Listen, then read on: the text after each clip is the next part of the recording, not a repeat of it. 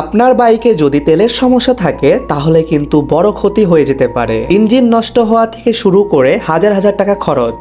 আজকে বলবো তেলের সমস্যা হলে বাইকের ঠিক কি কি ক্ষতি হয়। আসসালামু আলাইকুম এভরিওয়ান, কি অবস্থা সবার? আশা করি সবাই ভালো আছেন। আল্লাহর রহমতে আমিও খুব ভালো আছি। আপনি যদি বাইক ব্যবহার করেন তাহলে এই ভিডিওটা অবশ্যই শেষ পর্যন্ত দেখবেন, কারণ ছোট একটা তেলের সমস্যাও আপনার বাইকের বড় ক্ষতি হয়ে যেতে পারে। ফার্স্টেই ইঞ্জিন অতিরিক্ত গরম হওয়া। প্রথম সমস্যা হচ্ছে ইঞ্জিন অতিরিক্ত গরম হবে। ইঞ্জিন অয়েল আসলে বাইকের ইঞ্জিনকে ঠান্ডা রাখে এবং ঘর্ষণ কমায়। যদি তেল কম থাকে বা খারাপ তেল ব্যবহার করেন তাহলে ইঞ্জিনের ভিতরে পার্টগুলো বেশি ঘর্ষণ তৈরি করবে, ফলে ইঞ্জিন খুব দ্রুত গরম হয়ে যাবে, পারফরমেন্স কমে যাবে।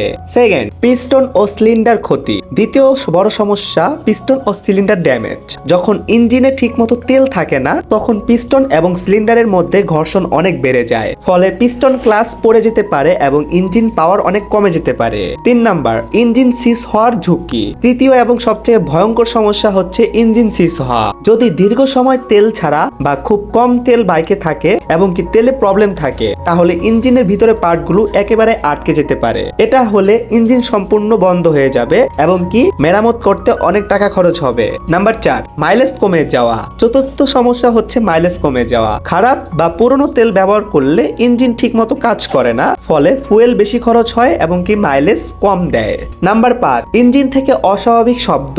যদি তেল কম থাকে বা খারাপ তেল ইউজ করা হয় তাহলে ইঞ্জিন থেকে টিকটিক বা ঘর্ষণের শব্দ শোনা যেতে পারে। এটা দেখলে দ্রুত তেল চেক করা উচিত। তাই অবশ্যই বাইকের ইঞ্জিন ভালো রাখতে ভালো তেল ইউজ করতে হবে, খোলা তেল ব্যবহার করা যাবে না। এবং কি বর্তমানে যে একটি সংকট চলতেছে বাইকের তেলের সংকট, তো অবশ্যই যদি তেল না পাওয়া যায় তাহলে বাইক চালানো থেকে বিরত থাকি, কারণ যদি আমরা উল্টাপাল্টা তেল ব্যবহার করি তাহলে নিজের বাইকের ক্ষতি নিজেরাই করতেছি। হ্যাঁ গাইস, অবশ্যই এই জিনিসটা মাথায় রাখবেন, কারণ নিজের বাইক অবশ্যই নিজেকেই যত্ন নিয়ে চালাইতে হবে। সো আজ এই পর্যন্তই, দেখা হবে নেক্সট কোনো ভিডিওতে। সেই পর্যন্ত ভালো থাকবে, সুস্থ থাকবে, নিজের বাসকে ভালো রাখবে। আল্লাহ হাফেজ গাইস।